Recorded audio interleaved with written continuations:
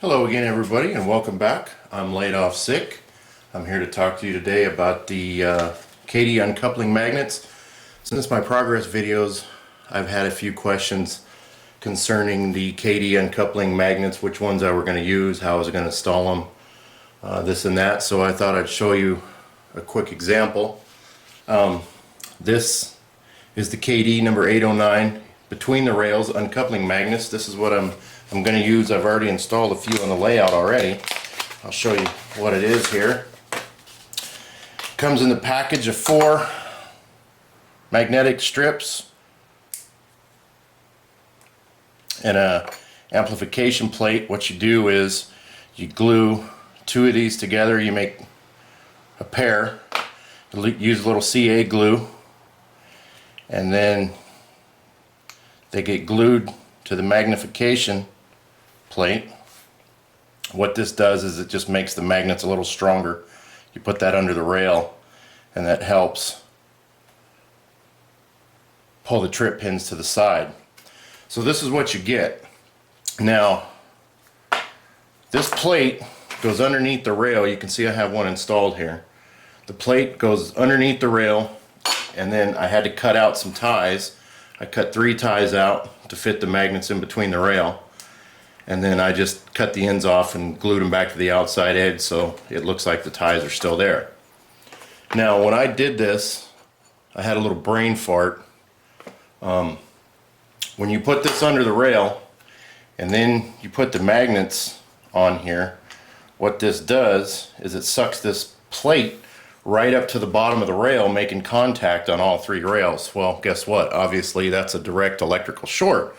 So the first one that I put in here, I got it all in there. Of course it was only temporary, but I put it in there and I turned the power on, kicked the breaker right away, and I couldn't figure out what was going on until I looked over here and realized that yeah, this is a metal plate, and I connected it to all 3 rails. So what I did is I used some 5,000 sheet styrene and cut strips to put on this plate, so when the plate is under there and it does get pulled up tight, the plastic strips are actually making contact with the rails under there, eliminating the direct short.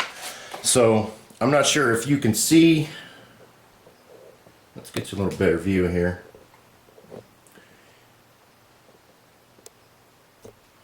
You'll see I have spacers under there because you want the magnets sticking up just barely above that center rail. It helps grab that Kadee trip pin better. I think the instructions say 3/64 above that center rail, which by the time you put the plate under there, the 5,000 strip styrene on here up against the rail came out to a perfect height for me. I needed some spacers under there. This track isn't all the way down. I have a little elevation here, so I had to shim that up just right. Now, you'll notice that out of the package, these magnets have square ends. And after I install them, you'll notice they have some file down ends. Well, the instructions don't tell you that, but obviously if you run an engine over this track, like this Atlas unit that I have, the 4 rollers on here, when they hit that square edge, these things are glued in, so it was causing the engine to derail. So I just ground those down so that it's a nice gradual transition, so now when the roller hits it, it goes right up and over it. Obviously the roller's making contact a little bit with the magnet and not the center rail, but most of your engines now have 3 or 4 rollers, so losing that 1 or 2 roller contact isn't going to make a difference in the operation. I've tested them, they run over there fine. I'll show you that in a little bit, but I just wanted you to know that it does help when you grind these ends down so they're a little bit rounded and not so square. Okay, so here we have the magnification plate modified.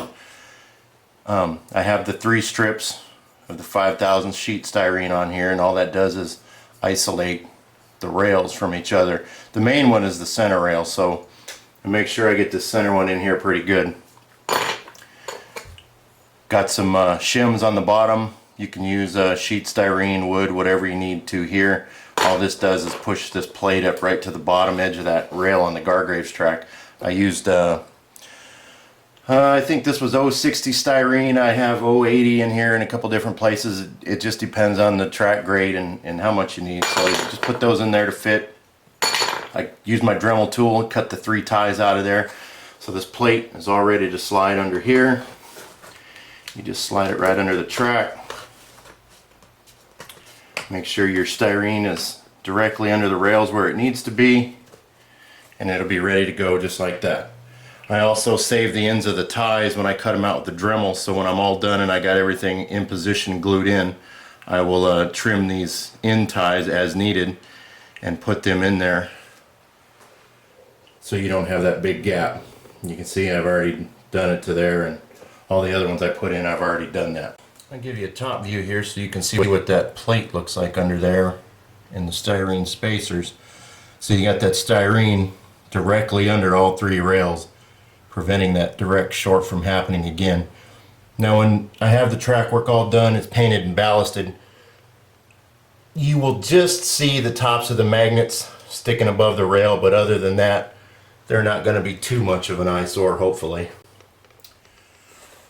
Okay, so I got the magnets here ready to go. I've glued both pieces together.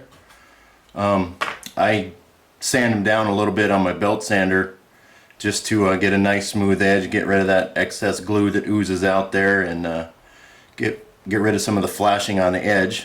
I've got the ends rounded off so they're ready to install.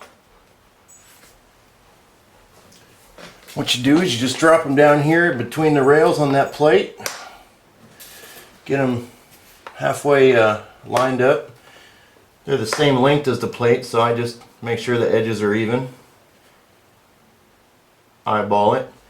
And then what I normally do is I pull a car up here with a Kadee coupler on it and just adjust them, because you want it at least an 1/8 inch away from the outside rail for your wheel flanges, of course. But you don't want it too close to the center rail, because you want that trip pin to get pulled to the outside, which pulls the entire coupler to the side, which gives you that delayed uncoupling effect. If that doesn't work, if your couplers stay in the center, then you won't be able to uncouple the cars. So I just make sure that they're far enough out here. See that? You can see that coupler get pulled over there. That's a little too far. Get it closer there. There, that's better. As soon as they get close, it grabs that pin, starts pulling the pin, which opens the knuckle, and then as you continue to go, it just pulls the entire coupler all the way to the side. So I'll get that other side just like that. When you got them all positioned for optimum performance, you use some CA glue. Drop those right down there on that plate and they'll be glued in. You can run some glue down there between the ties to the plate if you don't want anything to move. And then I'll come back here, trim these ties up a little bit, slide them in and glue them in position so they look nice and neat again. But there you have it. That's the installation of the Kadee between the rails number 809 magnetic uncouplers. I'll give you a demonstration here in a minute how they're going to work as far as operating the layout. Until next time.